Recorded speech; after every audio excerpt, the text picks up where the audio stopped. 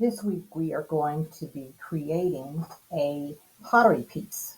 And there's going to be several steps to doing this.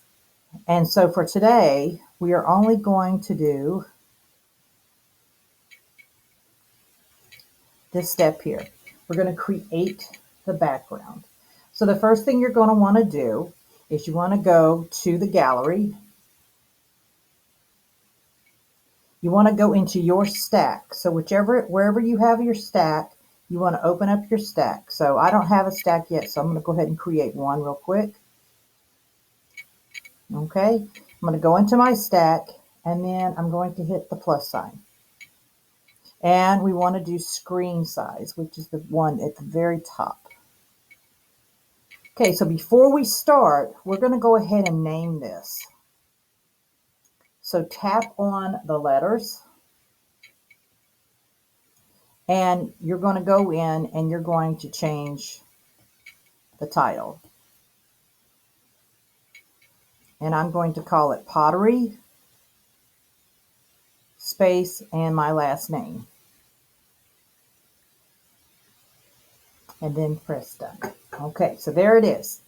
So now I'm going to go ahead and open up. And I'm going to squish it down because I like to see all the edges of my paper. So I'm just going to kind of minimize it with my two fingers here.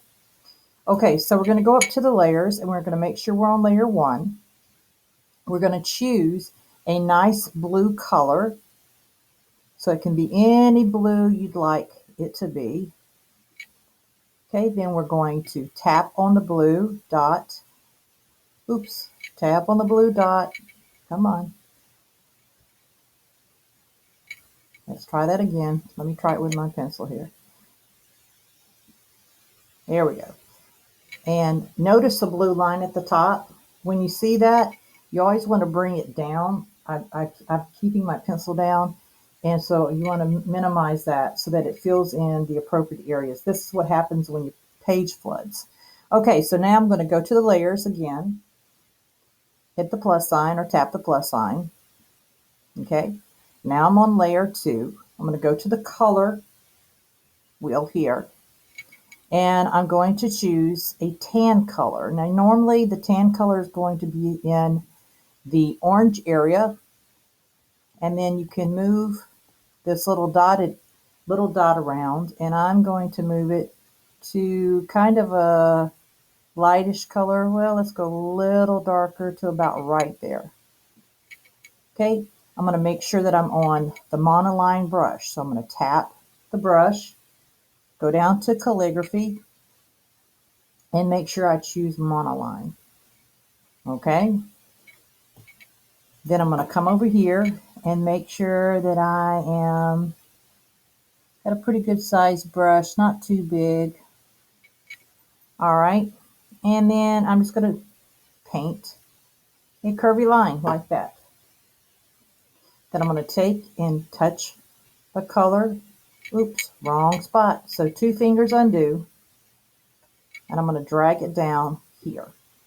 So now when you hit the layers, you have 2 layers. You have a sand layer and a sky layer. So the next step is we are going to want to create a sand texture in this orangish tange color.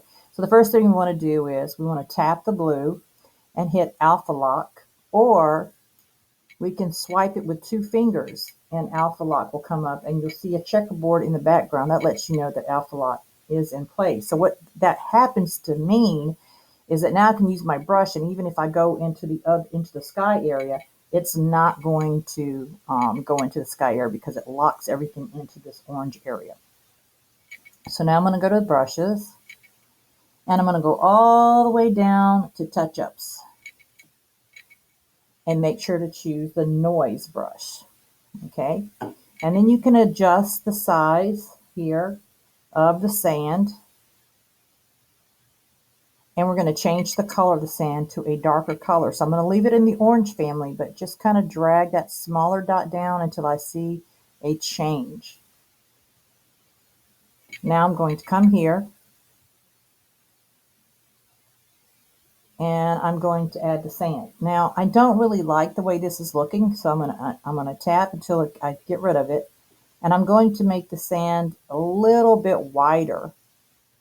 And that's just my personal choice. You may decide to do something else. And notice I'm going into the sky area, but because I have alpha lock turned on, it's not going into the sky area. It's locking everything into this orange area. All right, the next step is we need to add a sun. So I'm going to go up to the top where the layers are at. I'm going to add a layer. I'm going to change my color to a nice yellowish orange, I think. And remember, the true color is always when you pop it over to this area, this little dot. When you put it right about there, it gives you the true color. So that's where I'm going. Now, watch carefully what I do. I'm going to draw a circle. Oops, wrong brush. Undo. Let's go back and get the monoline brush. So I'm going to go back down. I hit the brush, calligraphy, monoline. All right. And I'm going to adjust this to be a little bigger. Okay, so I'm going to draw a circle. I'm going to make it pretty big because I want a really big sun. I'm touching the line, and you notice that it turned to almost a perfect circle. And then if you touch it with your finger and then let go at the same time, you have a perfect circle. So now I'm going to color drop the sun. Pretty simple, right? Yes. Okay, so this is all we're doing for today. This is the first step. Tomorrow, we're going to add the cactus. But today, this is all we're doing. So you're going to want to save it as a Procreate file. Go to Save and Procreate. And you want to save it to your Google Drive. There it's already named. And then my name's chosen already. If you don't see your name there, then you need to go and click on this line here to choose your name. I'm going to select my folder, my drive,